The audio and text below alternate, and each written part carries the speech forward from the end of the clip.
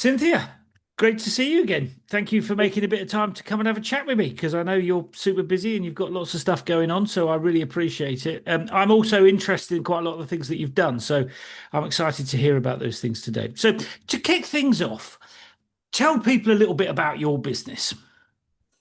Sure. So my business is primarily focused on marketing, people-centered marketing. So we work with individuals and teams, and we educate people on how to use and extract their own story, their own influence to drive results for their business. And And in some cases, yeah. go on, sorry, I interrupted. Carry on. Yeah, and in some cases, help them through transitions and narrative development, because it's quite difficult sometimes to go from like founder to CEO of existing company or to sell a company and transition into a new person. So we work with people during those times to help them figure out who they are and how they want to communicate. Okay. And what is it that you're trying to achieve with your business? What is it, where are you going with it? Oh, everywhere. I don't know. At the core, why I started the business is because I thought, man, if people knew how great they were, imagine how much better the world would be. Because if the only people speaking up are the ones who feel the need to speak up and all the other experts remain silent, we're not in exactly a great place. And that was the beginning. And now it's it's really okay. We work with people, we work with teams on how to tell their stories. We've helped them extract human influence and build, well, what's the next version? And for us, that is education. Okay. Education. And just at a very practical level, give us a sense of what that means. I mean, just give us a practical example of a piece of work that you're doing around that. Sure. We'll give you an example of a recent client. We'll talk about a family, right? So they're the client is the CEO of his family business, and his father built the business. This business does ballpark 600 million plus a year now. And when a person is handed, not, and I say handed because that's the perception, not the truth. His dad actually made him, get multiple degrees and work for 15 years in the business and all the things. But you're still coming up under the shadow of greatness, the 1% of the 1% who made it on their own. Mhm. And everyone around you knows that they knew you in diapers, right? So there's this really big gap between what you're capable of and how other people see you. And so we work with that family to get the dad's story straight, the family narrative straight, and then his narrative, and help him communicate effectively to all of these different demographics, the people who don't know his father at all and the people who don't really want to be answering to him because they knew his father so well.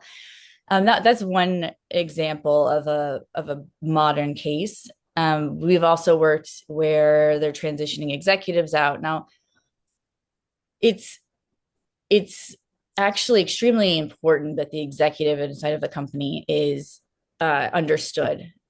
It is imperative for the business, and those businesses have hundreds and thousands, in some cases, of employees. Now, we've also done this this was back in 2019, 2020. We helped Walmart build their associate social media program to turn their employees into advocates, and they were paid for it. So it works on across the spectrum for different reasons. But yeah, those are two use cases I think that are Yeah, I think pretty. that's very helpful because I get a sense of what you're doing there. I mean, and there's quite a few other people well, there's lots of people that are doing stuff around social media. I mean, you've kind of got a slightly different business model to other people. I mean, what is it that is sort of distinctive about the way you do things compared to other people? Just talk us through that. Sure. Well, first of all, we believe that social media is a tool, Yeah. not an end goal. And that is extremely important because we start with what is it we're trying to achieve, and then think about how best to achieve it with these tools. The second one, on the personal branding side, we also take into consideration the interpersonal branding side. So what are you up against in your personal life that may be slowing you down in your professional life? And we help people put the thought into their thought leadership and focus on the content. In uh, in most agencies, when they talk about personal branding, and we do a lot of similar things. So what does it look like? Do you have a website? How do you tell your story and your bios and all of those things? I think the part of it that we lean into is making sure that our clients understand what they're trying to achieve, Mm. taking into consideration their resource limitations, which is usually time, uh, and Mm. and then whatever, again, their interpersonal relationships may, how they may impact what they're capable of. uh, it's it is a lot of pressure to put content out, Yeah. put your name on it these days, because the internet's written in ink. Yeah. Yeah. So And tell me about the moment when when you realized that you had what is potentially, well, it's on the way to being a pretty global business, isn't it? I mean, you're working with clients all over the place. So tell us about that moment when you thought this could go big. yeah, so our clients, so the business model initially was this: go to places where you are the only marketing resource, Mm. where there's funding, but urgency, because people, in the beginning, not many people thought using their actual team members or themselves as the brand.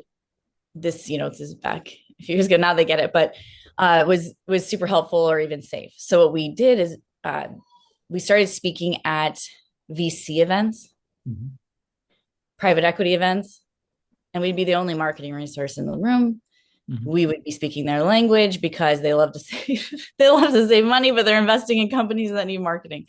And from there, we were getting referred to their investments, and their investments were all over the world. Our first client was Croatian. Uh, we've worked in Dubai. We've hosted workshops and in clients in India and Italy and China.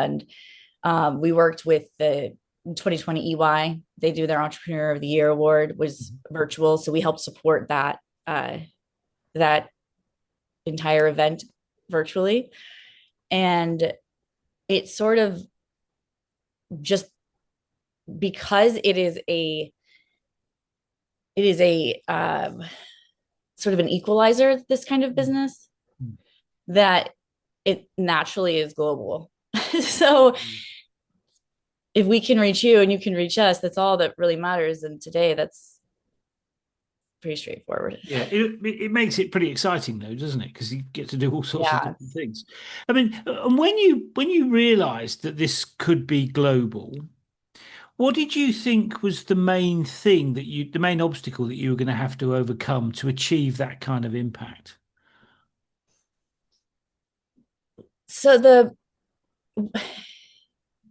I would have said that initially my thought was cultural differences. Right. But I wrote a book uh, with Penguin Random House about this topic, and that book was translated into, I think, 9 different languages, and it did Wow. really well in China. Right. And it's all about autonomy and digital tools and all these things that you would think is not what what perceptually, people would want. And then I was invited to speak at the Alibaba like Golden Bowl Awards in Hangzhou, and uh, there were all of these people who own small businesses all throughout Mm. China and had used Alibaba and their platform to basically drive revenue in these small villages. And it was really, really interesting.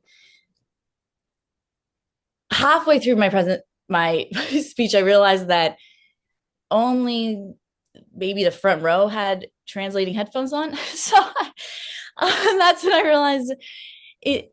The biggest hurdle is what I'm saying and what other people are hearing, and how to make sure that that is clear. Because even in my book, to be honest, it's translated in China, so I don't actually know what it says in Chinese. And what's the name of the book for people that might be It's Platform: The Art and Science of Personal Branding.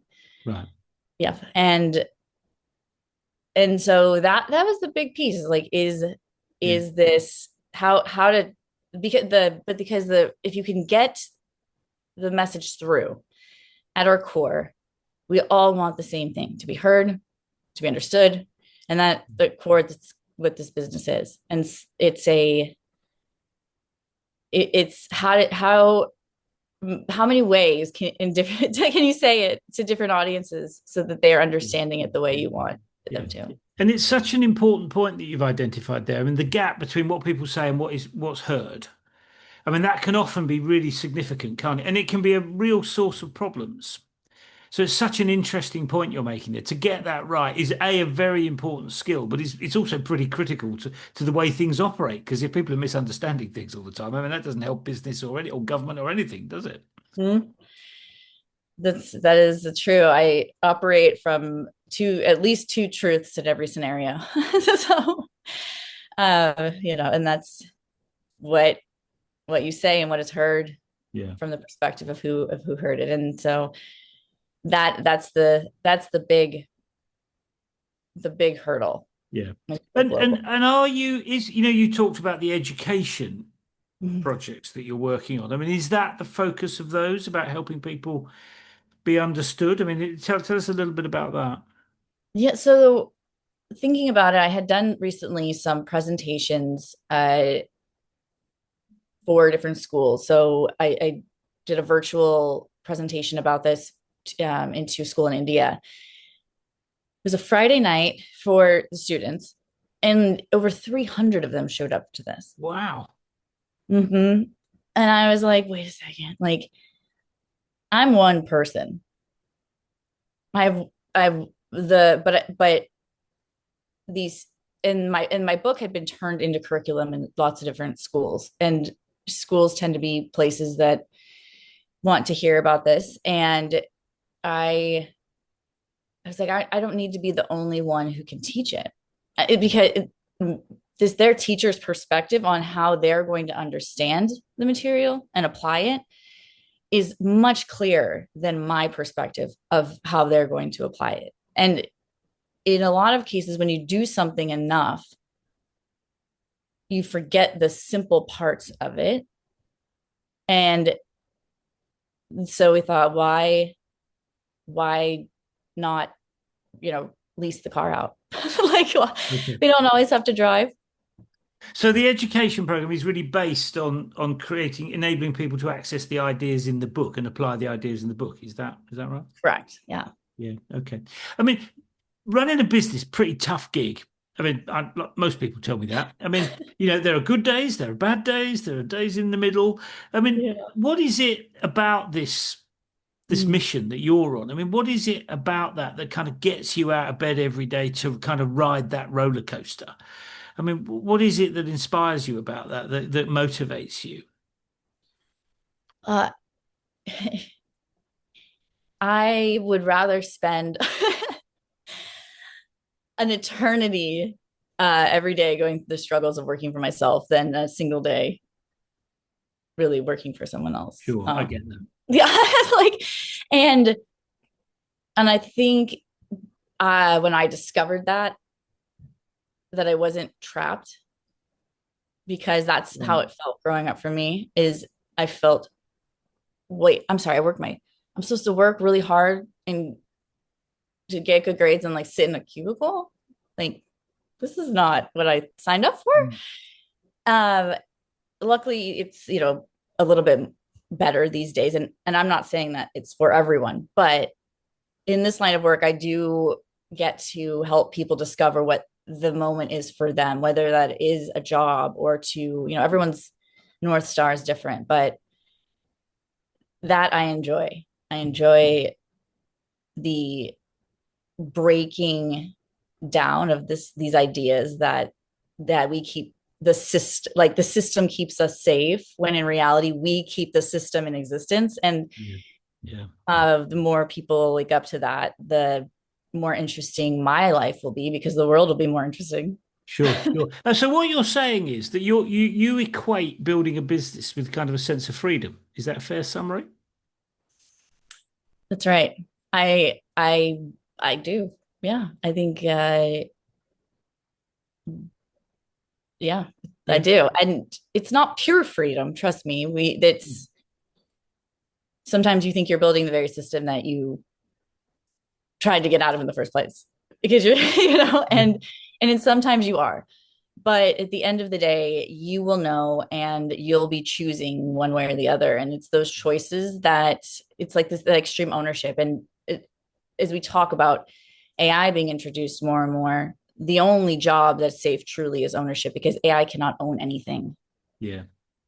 Yeah, that's a very interesting point, actually, and I certainly agree with you about the sense that building you get a sense of autonomy if you're building your own business, because you can do it the way you think you should do it, and if you get it wrong, you've got nobody else to blame, have you?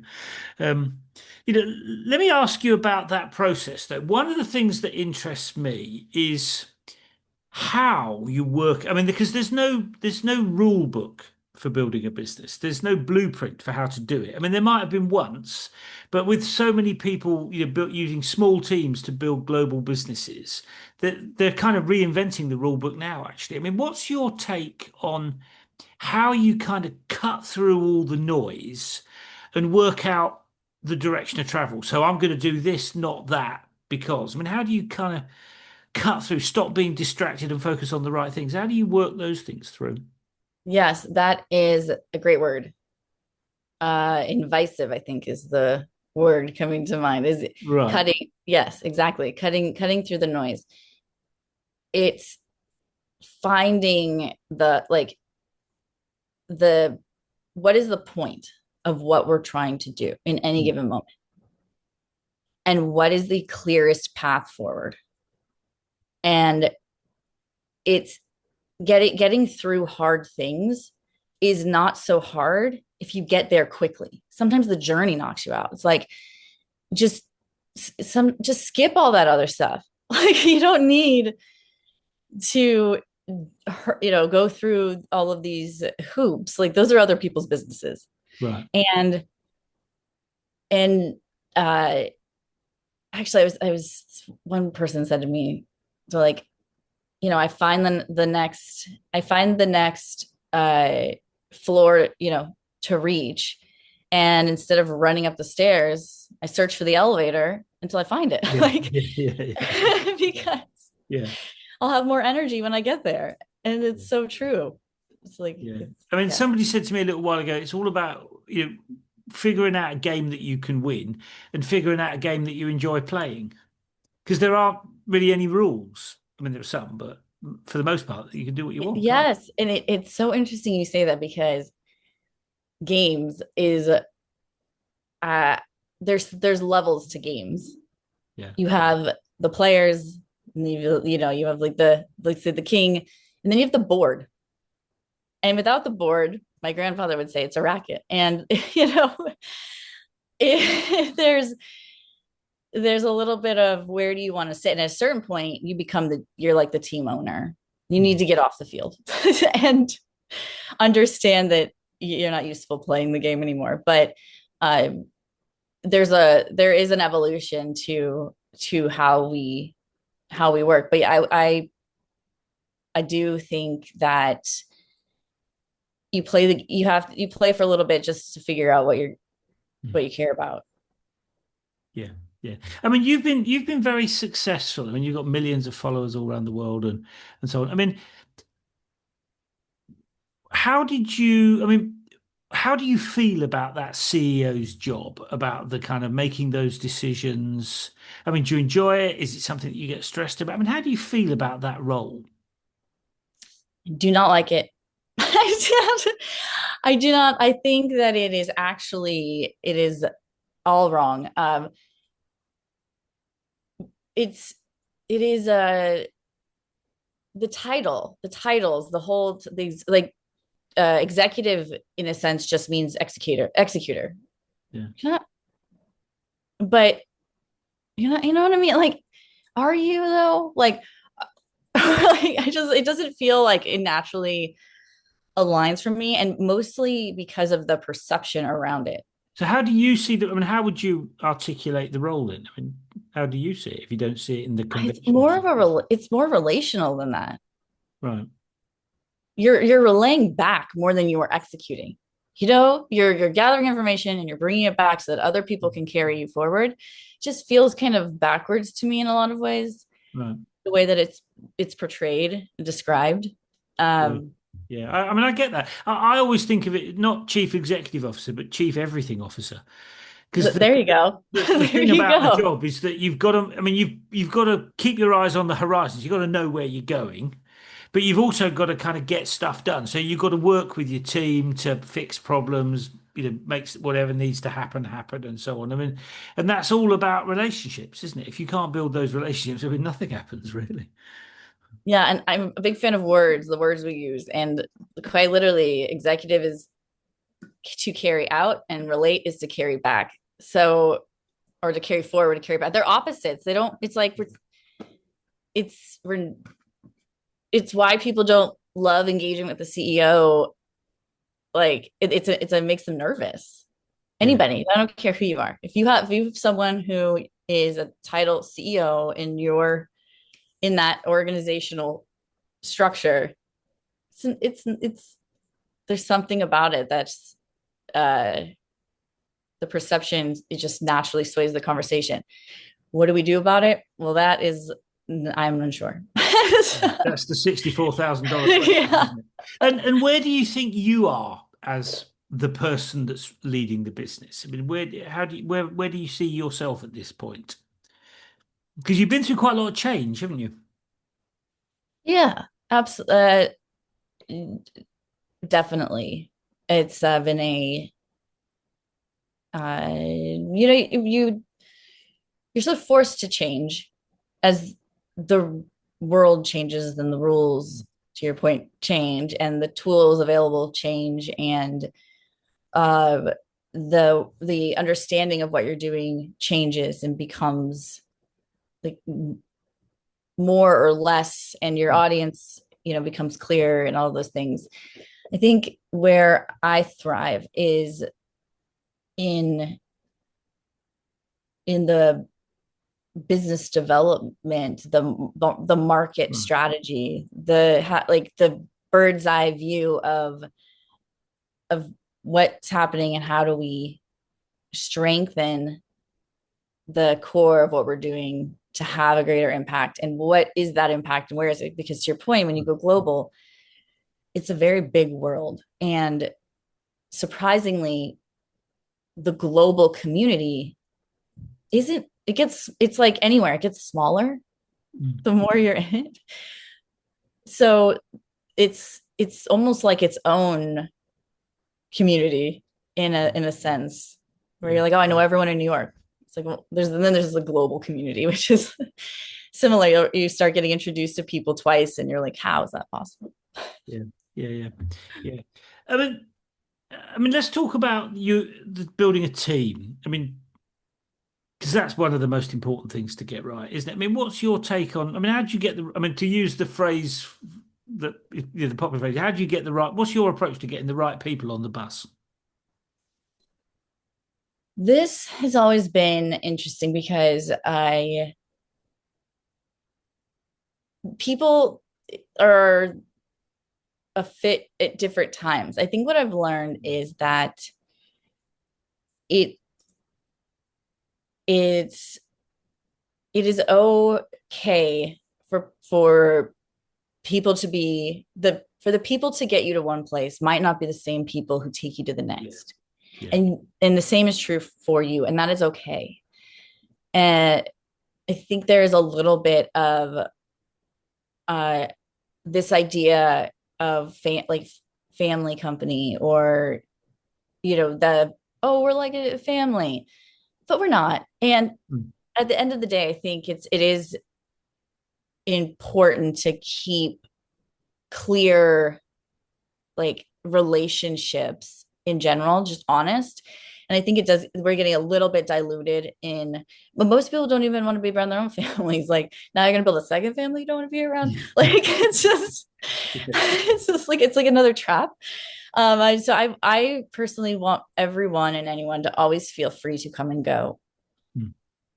It like if it doesn't work anymore, like, there's no one who is irreplaceable, myself included. And if that is not true, then we are not building anything. Yeah. We are wearing life vests. Yeah, yeah, And and I guess your point that you made a moment ago about focusing on the areas you used the word where you thrive is really about saying where I thrive is the things that I can do best, and I need people to do the other things. Is that fair that's summary? right. That's right. And I had a co-founder who recently went to work for his family, and great relationship still to this day. We went, I would say we lived in the trenches together for a while. Uh, and he knew a lot. He basically was the opposite of me. Right. Like, if my opposite exists, it's is this person. And I was going to go to business school, and a teacher at the business school professor said to me, it was so weird. He said, uh, people come here so that they can do what you're doing. And you should just go do it. And I said, well, there's so many things I don't know. He said, find someone who knows the things you don't. Right. I said, and he goes, and ride this wave. And if it doesn't work out, you can come back. And I was like, okay. So that is, yeah, that's what how that went. Yeah. Yeah. And so when you focus on bringing people, just to make sure I've got this right, Mhm. you focus on bringing people on board that are different to you, that have skills that complement you.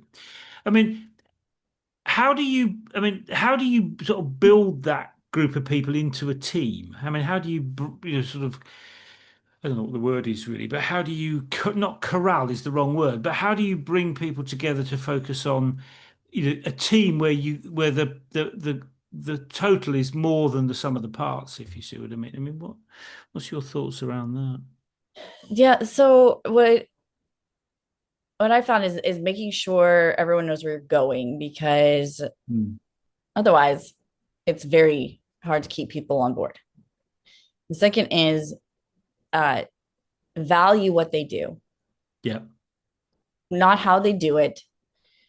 Value what they do and the results that it brings, and then the how they do it is where we, at least I've seen people get caught up in showing other. They hire someone to do a job, and then they show them how to do it. yeah, And and we are all different. So yeah, unless you're asked, like, or it's falling down, maybe just, you know watch and learn.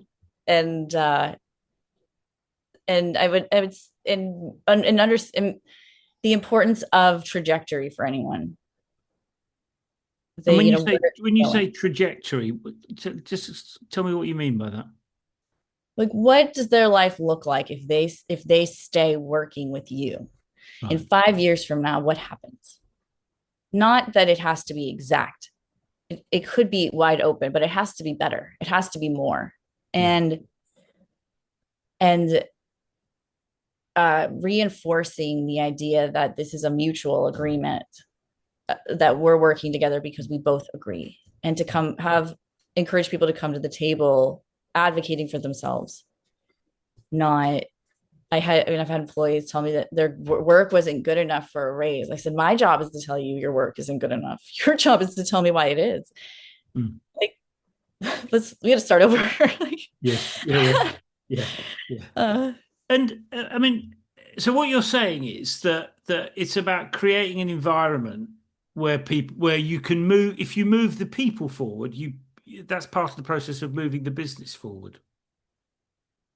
oh yes, absolutely. And it's essential. It is essential because especially now that we're up, the world is moving so Yeah, quickly yeah, that if you don't move the people forward, then you're operating a business that is no longer suited for where you are now in the world. yeah, And you'll be so frustrated. Why aren't they understanding? It's not their job to understand how your business fits into the market. It's your job to understand and yeah, their job to execute on. See, yeah. that's why they Help should you be the make it happen. executives. Get it? They're the execute on the plan. You know, Yeah, and because customers, I mean, customers' expectations change. I mean, they're always changing, aren't they? I mean, they tend only to go upwards, but the customer expect what customers want is always changing. Therefore, the business has got to be moving to respond to those changes, isn't it? Haven't you? I mean, it's a bit of a never-ending thing in my view. that's right. It's like selling websites and these like style guides or bios or like the service side when they think that AI can just do it Yeah, because it can't, in a lot of ways it can, instead of thinking of it as how do we show them how to use AI without losing themselves in the AI and yeah, making it better. Now that's a different kind of business. I don't need a ton of writers anymore. I don't need, that like the business has changed. But I do need is people who understand what they're looking at. yeah, yeah, yeah. Yeah. And I mean, seeing as we're talking about customers, I mean, what does a good customer look like to you? I mean, what would you, what, you know, what's a good customer for you? I would say my favorite customer is the one with their back against the wall, but Oh, right. Okay. So a desperate customer. and not in a negative way, but in a uh they're they're ready to like transform and change and uh because they're looking for help in how they show up and what people understand and they want to be of service and they understand that it's not clicking or there's something they're not seeing and those those people are so engaging and I'll be honest with you, I used to think who needs to be seasoned X, Y, and Z. That is actually false. The more seasoned the executive, the more open they are to working directly with someone and taking direct feedback. The best clients by far have been the people who have been through the ringer a few times and understand that they don't understand everything. Yeah. I mean, Definitely. that's one of the joys of getting old is that you understand that you don't know everything and you understand what you've done wrong in the past and you don't want to do it again in the future. So you're open to ideas in a way that you perhaps, I mean, certainly me, I'm more open to ideas now than I probably was 40 years ago. I mean, 40 years ago, I knew it all, of course, you know, Oh my gosh. like all young guys. I mean, and tell me about, a good customer is somebody that wants to work with you and values what you bring to the table and is looking for change. Mhm. How do you build relationships? I mean, because building relationships with customers is very easy to say. Lots of people talk about it. It's much more difficult to do. I mean, do you have an approach to building relationships with customers? I mean, what's your take on how that, what is it that makes that work in your situation? Uh, First is clear expectations Mhm. on the way in which we engage at the organization. So uh, it's it's never really been about the process. To be honest, I don't think process or deliver. This is when people come to us, they want the version of them that you see, they want it to be real. Yeah. And that is not a painless process, because there's things in the way, not things you need to add. So there are moments where you're going to feel But give attacked. me give us a practical example of what you mean by that. I mean, just explain that because that sounds quite an interesting sort of take. I mean, I haven't heard anyone describe relationship building in that way other than you. I mean, so tell us what you mean by that. You know, I so example would be the let's use a founder as an example, because Mhm. this is founder wants their team to perform better. They want them to feel safe in their roles. Mhm. They want to be seen as the visionary. They want to tell their story and expand the business. Well, they have to get out of the business, because they also think that they need to be the business development. They also think they need to be, and then they use those distractions to avoid doing the very work it takes to get to the next place. That's the challenge in this business no one talks about. Is people come to you sometimes before they're ready, because they have to let go of other things. You cannot be on stages. You cannot pour your heart out into a book and start buying and acquiring other organizations and merging them and being this like visionary leader and also being the one doing all the work. Mhm. So that's like an example of a struggle. Or if you want to be heard, you have to speak or share in some way. Mhm. And then they don't want to because maybe something happened where they were, shamed about it. And you're like, well, this doesn't work unless we do this. You have to get through that part. Yeah. And And I mean, that's a yeah. really interesting point that. I mean, I've seen the same thing actually. And tell me about you in that context. I mean, in the UK, we have this kind of conversation about the difference between working in the business and working on the business, which I think is what you're alluding to. I mean, how do you do that with your business? I mean, do you spend a lot of time out thinking about how you're going to move it forward, or I mean, how do you do that? Oh, I'm going to tell you, I have say, I'm not immune to this situation, which is why I understand it. Yeah, yeah. Because the business is at a point, is why I lost my own voice, because I lost clarity. You can't see as I was saying, you can't see the forest inside the trees. Yeah. And I definitely went through my own journey of figuring that out. And at the end of the day, I will quote my sister, who's crazy, and you talk about her another day. She's insane. And she says, you might have the best business in the entire world, but it is not life or death. Mm. And why not just let go?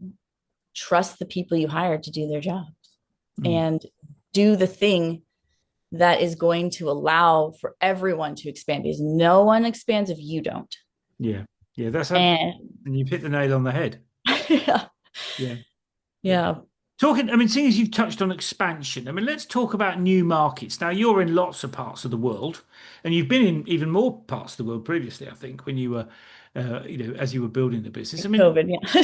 your, Kid. what's your take on market entry? I mean, when I talk to people, on the one hand, I have CEOs that say, "Oh, I go over there. I spend a lot of money on market research. I get boots on the ground. We find partners. We do loads and loads and loads of preparatory work before we ever start trying to find customers." And then on the other hand, I mean, I was talking to somebody the other day. She said, "Oh, I just follow demand. Somebody said that they wanted to work with us and they were in India, so I went to India and we just did it." I mean, where are you on that spectrum? How do you feel about that process? It,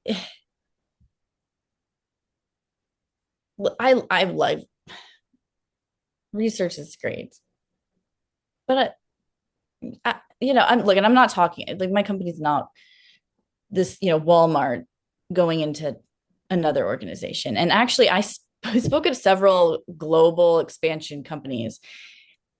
The only research you really need to do is with the like government. So, like, because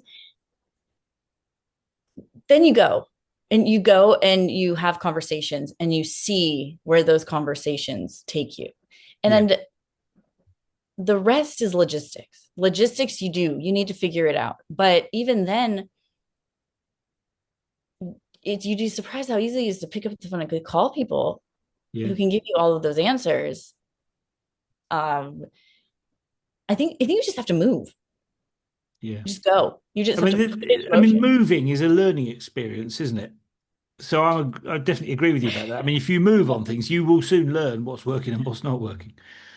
Yeah, yeah, you're going to spend on the average business. Again, this is I'm not talking about the big companies. But on average, for your average size business, you're going to spend roughly the same amount getting the research that you need to make it a choice that you would just doing it, Yeah. just going and seeing what's out there. Now at a different stage of your business, different size, I don't know.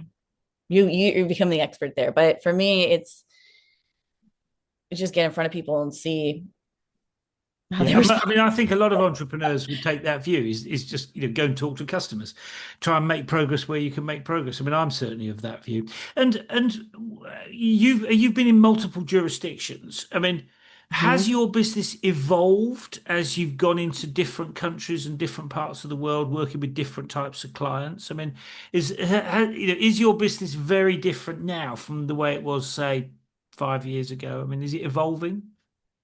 Oh, definitely. We were really focused on the like global founder VC and the team campaigns. Hmm.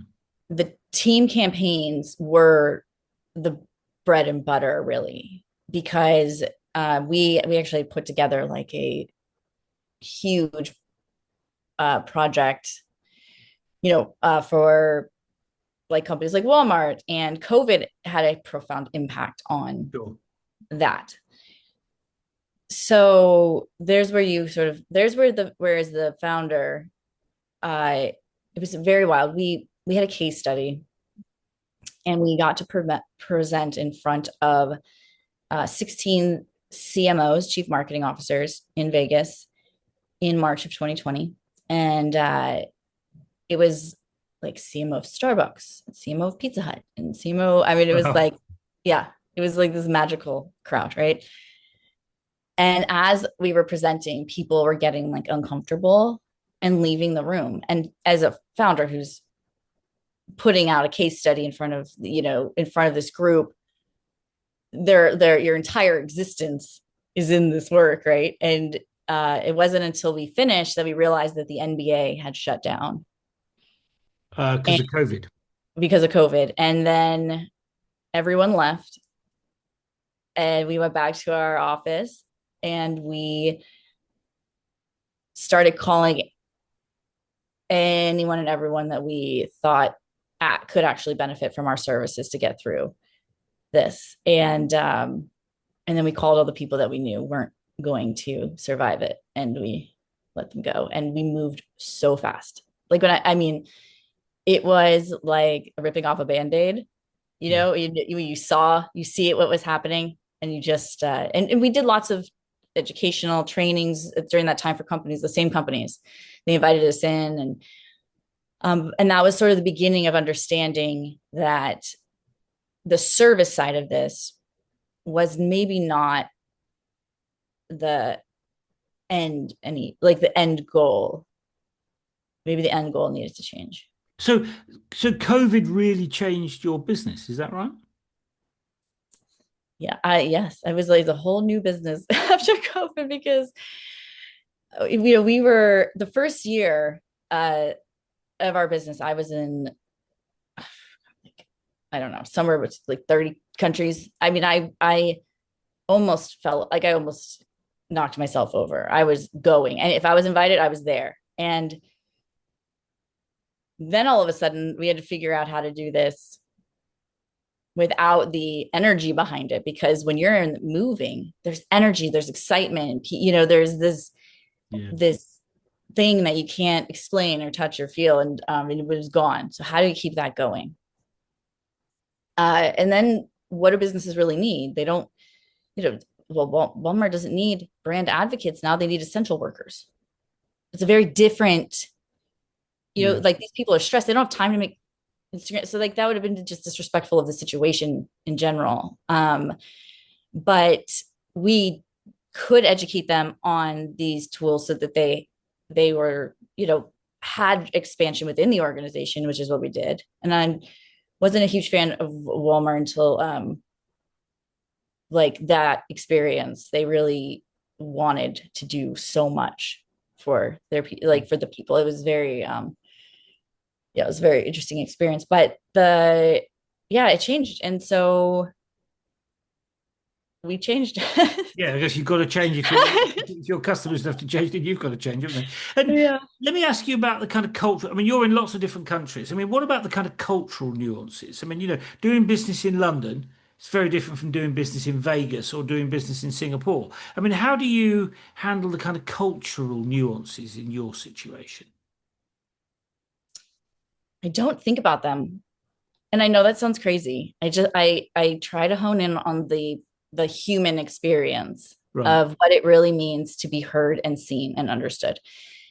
And that is has like my experience with what people want at their core in different countries is that it's very similar. Like the CEO of a company in New York wants very similar things at their core as, a stay-at-home mom in Indonesia who's like they want to be heard and understood and appreciated. And Yeah. the only times where it has maybe been something to consider, obviously, again, it goes back to the governments. If you understand the governments, then there's certain things that are in play that you have to take into consideration. But for the people, um, I don't know. I think People are it, people, right?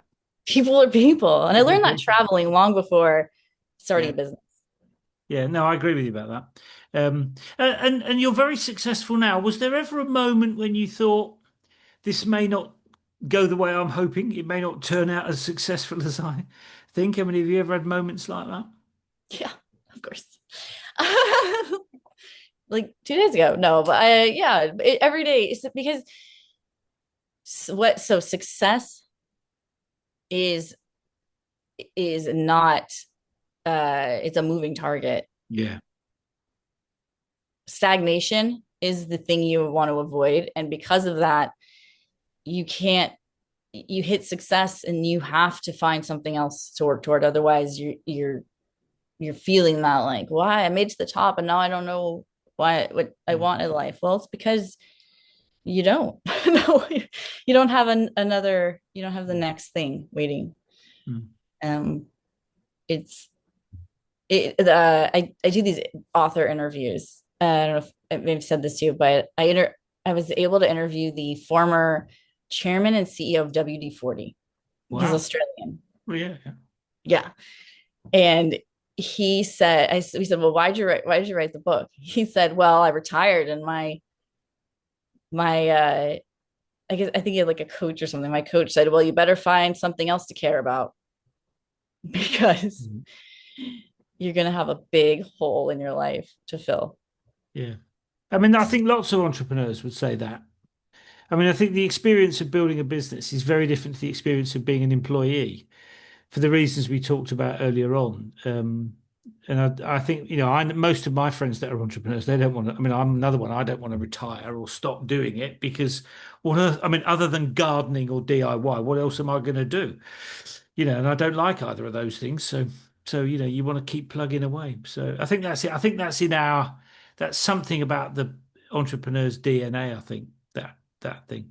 And when you look back, what would you say is the biggest lesson that you've learned? I mean, you've obviously been on a bit of a roller coaster. I mean, what would you say the biggest lesson is that you've learned looking back? That no matter how great an opportunity sounds, if it puts you in a position where your life becomes the very thing you were trying to avoid, Mm. don't do it. Don't do it. Be really clear about why you chose the hard road.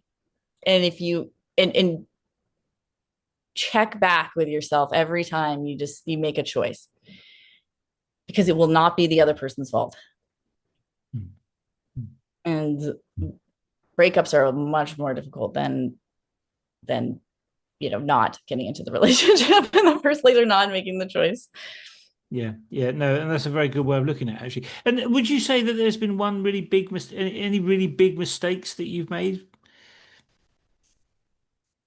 Oh gosh, so many mistakes. But uh, I think that for me, when because we're only human, we change and the world changes. So when I maybe was putting too much like emphasis on the like ability to be anywhere. So I wanted to always be like whatever I did for work, I wanted to make sure that I could choose the work I was doing and I could be anywhere I wanted to be.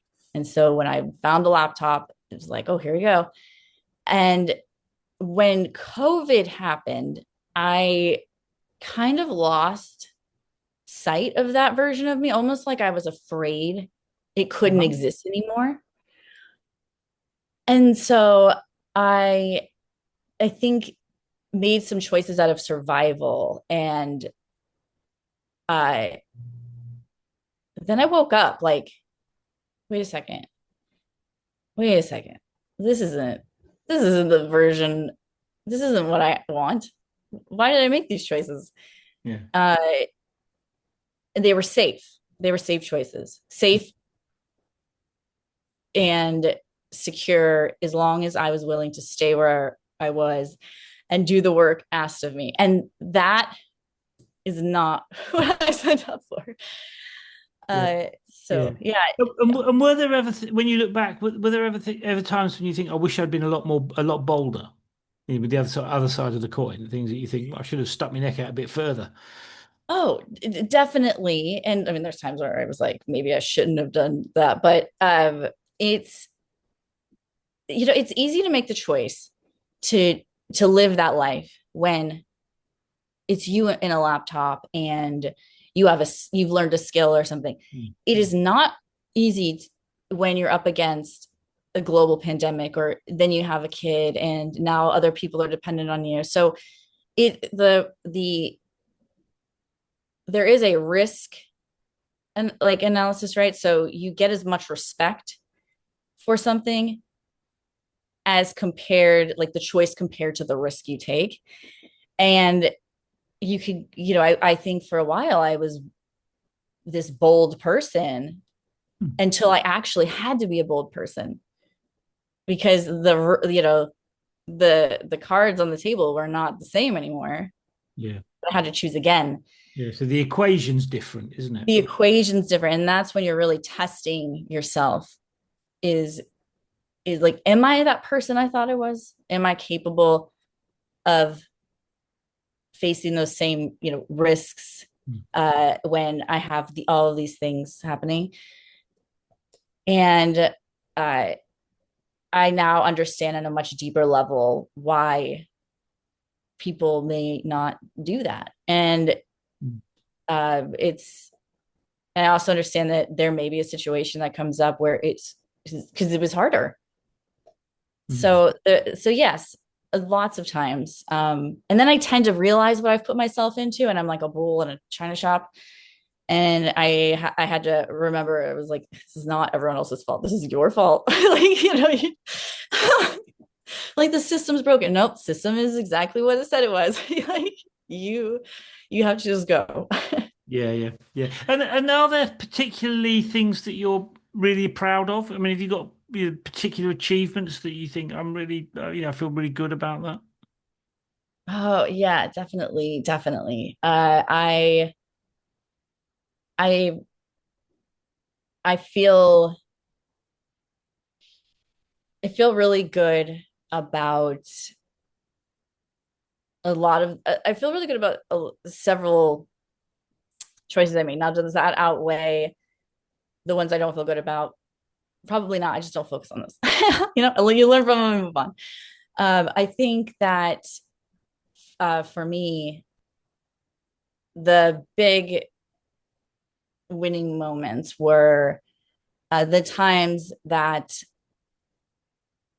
I knew the thing that I had to do was insane, Right. where I had to Give us let an go. example of something that you would think of as insane. I mean, my ideas about insanity might be quite different to yours. I mean, give us an example of that. Okay. So let's see. Um, I mean, I don't want to get into politics, but I did some political stuff Right. in during COVID. Not, I wouldn't call it political. It was politicized, but it wasn't political. It was more like social justice Right. reform. And there were a lot of those protests happening, and we were doing some pro bono work for the organization, the Black Lives Matter organization in New York prior, because they were hosting a mobile food kitchen. Mm. And so we helped them. Now I'm in LA, I'm pregnant, and I'm in a global pandemic, and like there's helicopters everywhere. It was just like very bizarre. And we we threw like these massive events globally and got brought in like corporate sponsors, like sitting on my couch pregnant. I had one of my employees borrow pants from her dad to like bring to like Nick Really? Cannon's Wow. studio because they were interviewing. Like the whole thing was so bizarre. And I it was like very risky at the time because of the major, obviously this, it was very, there was like a lot going on, and it put our business at a lot of risk. And but I had this like feeling that uh if I sat around posting, I would feel gross. I would like it wouldn't resonate with me. So if I cared, I needed to say something. And living in the middle of LA, we were surrounded by helicopters and military. And Mm. um, so we contacted like the night mayor of New York City, and we got them to give us 42nd Street and a Wow. jumbotron, and like we gave them the stage to Wow. to speak. And I'm not a New Yorker, but it's incredible what because I was calling everyone I knew and just asking for favors, Wow. which is also, but then people wanted to be involved. They wanted to know how to help because they felt so helpless. Yeah.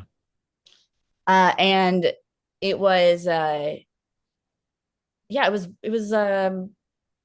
was like maybe the wildest, because we didn't get paid. It really was only a risk to the business, if anything, but it was maybe like one of the greatest Yeah. like things, Yeah. I mean, you may not have made money out of it, but you feel good about it. Yeah, and it turns out to not be a risk. It turned out that most people cared about giving, because at the core, what is it? Giving a stage to someone who had something to say. And like the speaking on behalf of the people. And I just thought, what and there was a lot of like, well, what if this happens and what if that happens? And um the other thing is like way back, way back in the day, I had a quarter life crisis. And A quarter life crisis. So, yeah, it's right. a real Okay. So thing. you're young. I'm 25. It was a quarter. I'm not Okay. expecting to be living to 100. So. And I had this quarter life crisis, and I decided that I was going to sell everything I own and just leave and just, you know, figure stuff out as you do. And I took this job that I was working for like 6 months prior, and I was going to quit. But then I ended up liking the job because Yeah. it was Yeah. Not live. what you expected. Exactly. So it was a live streaming social media site, and it was like the first ever. So I remember I called my mom, and I was like, I'm gonna quit. Now this is a Japanese company, so like Right. we would have like meetings in Japanese and send me translations. Like it was very wild. And My mom said, don't quit, ask for the time off. And I was like, you're Mm. insane. So because as you do, 25, she's like, okay, mom, see you later. And then I went in and I said to my boss, I was like, we need to talk. And he said, well, what? I said, I need some time off. And he goes, how much? I said, 6 to 12 months. And so he's like, okay, I'll be right back. He comes back, he says, well, if you leave, the company policy is we can't have you back. So we'll pay you a stipend Oh, while you wow. travel. Wow. And when I came back, the only thing I had was my backpack, a Macy's credit card. That's why I had to get clothes and a job. And it was it was like very, very eye-opening Yeah. to me because I was like, you could just ask for what you want. I and I think being global, like the COVID and like the sort of like civil rights stuff, you might burn a bunch of bridges Mm. because you believe differently than someone else. But that bridge isn't going to take you anywhere. And when you expand globally, you realize like there are so many other people for you. Yeah. Yeah, and that's freeing in a lot of ways. Yeah. Liberating. Yeah, yeah, Liberating. I That's the right word. totally get that. And let me ask you a couple of last questions, which are not about you as such. Okay. The first one is, if you were to offer some advice to a young person, a young woman, a young man who is about to embark on the kind of journey you've been on, I mean, what would be the most important piece of advice you'd offer to them? I would say uh, be on a journey to figure yourself out. And you're not a diplomat. Don't lean into politeness as much as everyone thinks you should. See what your range is. See and understand how people respond to you and Mm. like your how you can show up in the world and what that will do for you because uh we grow up sort of programmed into whatever our parents or the surrounds want us to be. Mm. But there is we are so much more Mm. and just focus on discovering that before you try to become another thing. Yeah, yeah, I get that. I mean, I certainly get that. And that becomes the importance of that becomes clearer as you get older, doesn't it? And then That's everyone thinks you're a grumpy old person and you're like, no, I'm not. I was a grumpy young person too. you and me both. Yeah, I get that. And one last question, because you're in the thick of things in social media. I mean, all the talk at the moment is about AI, and I mean, there's people that are pretty pro it, and there's a lot of people that are pretty terrified. But I mean, what's your take on the way that it's going to shake down over the next few years? Because it's. I mean, it can do things that we can't do. That's right. So we should probably start focusing on the things that we can do that it cannot. Yeah. And uh, the truth is, it's we're always going to be living and existing in a world where people or things can do what we can't. Horses can pull trailers. Turns out we cannot do that. Like, Yeah. um, and the there's this saying that if the hardest working or what is it? Oh yeah, okay. If working hard is the key to success, then the donkey would own the farm. And Okay. if we remember that we're in charge of AI and we lean into how it can be useful for us, then it's not so scary. And it's the fear that is scary for me uh, is we are we should not. It's like that job thing. We don't want to be dependent on something we're afraid of. Like if you're afraid to lose it or afraid to have it, like you got to work through that. If It's not the it's right going to place to be, is it? no. I also think with social media, working on the other side of it. was is hugely beneficial. I mean, understanding how it actually works and the limitations. You can have data all day long. Someone has to read it or something has to read it. And you need to And do it's something with it, or it's of no value. and then someone has to do something with the said information. So I would like maybe we focus on improving the intent of most people in the world, not so much the tools they're using. Yeah, Um, yeah. but yeah, I don't know. I'm not afraid of it. Yeah. I mean, it's certainly going to be. I mean, my take on it is going to be an interesting few years. Uh, Yeah, what is your take? I'm curious. I know this is like not, but well, I think it's going to be pretty interesting. I haven't got a clue what's going to happen. I mean, I've never been very good at predicting the future. So but I think it's going to be interesting. I mean, the phrase that I have in the back of my mind, I think I think it might be a Chinese saying. I don't know, but what cannot be avoided must be welcomed. And it seems to me we can't avoid it. So really, we need to, yeah. as you said, we need to lean into it and learn how to make it work in our interests. It's easier said than done, perhaps, but it's my view about technology is that it's an enabler. It enables you to do things you couldn't do before or couldn't do without it. So that's the question we need to be asking. What things will AI enable us to do that we couldn't have done before, and which ones do we want to focus on? I know there are some problems around AI, but it seems to me that that's what I'm focusing on, I guess. So. Yeah. There is definitely a middle ground here, and anything can be used for good or bad or whatever. And I just don't think I'm that important. So when people worry about the information I'm giving in, I'm like, I'm pretty, I think my core, I'm pretty average. Like you're not going to find any like great data on some superior person, you know what I mean? Or like some evil genius. Take it. I don't care. Like Yeah. I'm using AI to figure out, how to boil water sometimes. Like, just like you can Yeah. have my data. I don't care. Yeah. Yeah. Yeah. Cynthia, thank you for Oh, taking a bit thank of time you. out. I mean, that was a fascinating discussion. I mean, I think you've got a really interesting approach to business, which I think will resonate with a lot of people actually. And so I appreciate you taking some time out to come and have a chat, tell a bit of, Yeah, tell thanks. us the story. And good luck going forward. I know you've got lots of exciting things planned, so I mean, I hope those things play out well. Well, thank you. Know, it's wonderful to be on, and I know you've got quite the career yourself or life journey. So I'll have to get you writing a book, and you can come on my show.